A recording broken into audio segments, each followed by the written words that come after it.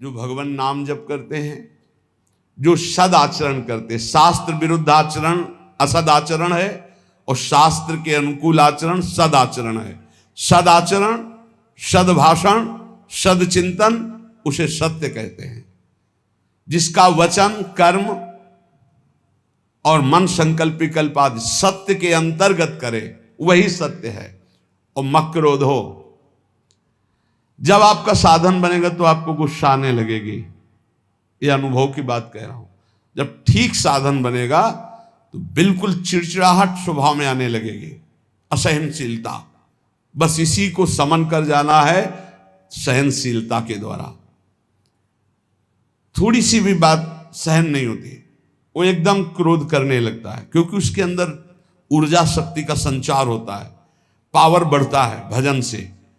और पावर बढ़ता है तो फिर नम्रता के द्वारा, सहनशीलता के द्वारा, तितिक्षा के द्वारा, क्षमा के द्वारा इस पावर को बचाया जाता है, पचाया जाता है, नहीं तो बहुत जल्दी क्षीण हो जाता है। आप देख लेना, सही भजन चल रहा है, ठीक आचरण है आपके, तो पहला दोष पैदा होगा ये असहनशीलता। अगर बात करें तो एक चिड़चिड़ाहट सी होगी, एक अच्छा नहीं लगेगा। जरा सा कोई गलती कर दे तो एकदम कड़वा स्वभाव, इसको शासन में ले। ये होता है, खुद अनुभव की बात कह रहा हूं, होता है। इसलिए कहा कि गुरुजनों की सेवा, सत्य आचरण, सत्य भाषण, सत्य विचार, और फिर कहा मक्रोध हो, अक्रोध, क्रोध ना करना। क्रोध के बहुत से आपके सामने उपाय भेजे जाएंगे जिससे आपको गुस्सा आ जाए, पर आप गुस्सा न कीजिएगा, नहीं तो आपका जो भागवतिक पावर बना है वो क्षय हो जाएगा। बाबा तो इतनी जोर की बात, उड़िया बाबा कहते हैं कि यदि क्षय करना है किसी को तो गुस्सा दिला दो। किसी के तप को क्षय करना है तो उसे गुस्सा दिला दो, और वो गुस्सा हो गया तो 1 महीने के भजन की ऊर्जा शक्ति क्षीण हो जाएगी। भजन तो नष्ट नहीं होता, लेकिन उससे जो अनुभूति होनी चाहिए वो नहीं होगी। सोचो, साल में 12 बार गुस्सा कर लिए तो बचा क्या आपके पास? इसलिए कौन सी दो रहा है, कहां अनुभूतियां हो रही? सहनशीलता के द्वारा क्रोध का त्याग कर दे, गुस्सा त्याग कर दे। बहुत जल्दी गुस्सा आती, और गुस्सा आते ही मन में प्रतिकूल चिंतन होने लगता है। भजन है और प्रतिकूल चिंतन हुआ, कहीं हो गया तो तुम्हारा भजन रुक जाएगा, तुम्हारा भजन का प्रभाव क्षीण हो जाएगा, आगे भजन की उन्नति नहीं होगी। इसलिए बहुत संभल के किसी से गुस्सा मत करो। और आएगा गुस्सा, माया ऐसे संयोग भेजेगी कि गुस्सा आ जाए, पक्का सहन कर जाओ। बहुत कठिन है सहन करना। अच्छा, आप जा रहे हो, कोई थूक दे आपके ऊपर, अरे 1 बार थूक दे, 2 बार थूक दे, 100 बार थूका एक नाथ जी के ऊपर। वो गंगा स्नान करके, गोदावरी जी का या गोमती जो भी वहां हो, महाराष्ट्र में कौन है, गोदावरी गंगा, तो वहां स्नान करके और बार बार ऊपर से गली में थूक देता। 100 बार थूका, नीचे उतर कर आया, साष्टांग दंडवत हुआ, गलती हुई, 100 बार थूका। बोले भैया तेरे जैसा कृपालु कौन होगा, 1 दिन में 100 बार स्नान करवा दिया, वैसे 1 दिन में 1 बार होता, लेकिन 100 बार तेरी कृपा से। बिल्कुल गुस्सा नहीं आया।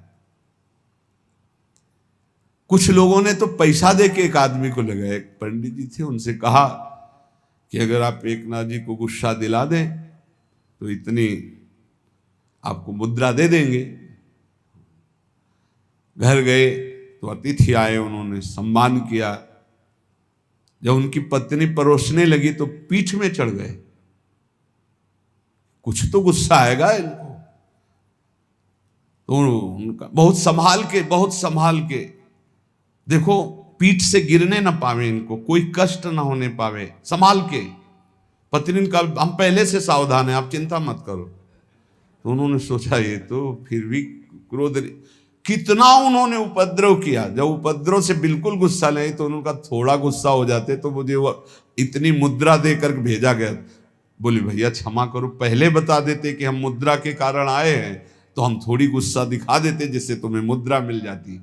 क्रोध नाम की चीज नहीं। जिन महापुरुषों ने भगवत साक्षात्कार किया, अक्रोध रहे हो, क्रोध नहीं। क्रोध होने से तप क्षीण हो जाता है।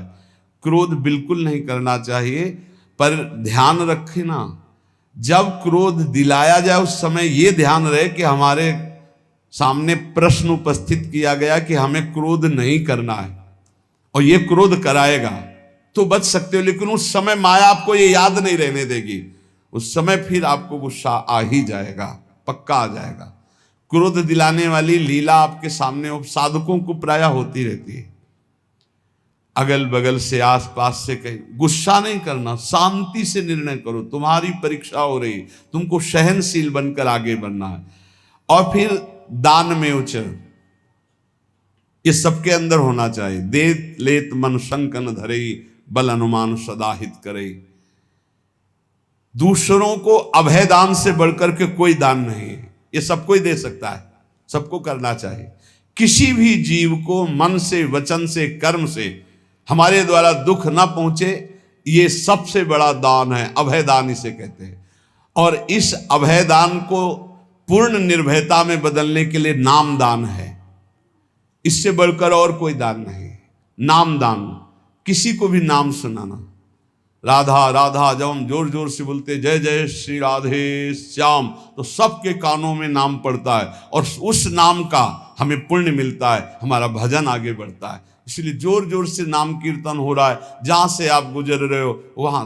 और जब कभी कहीं भी बैठे हो, बातचीत हो, तो बीच बीच में अभ्यास बना लो।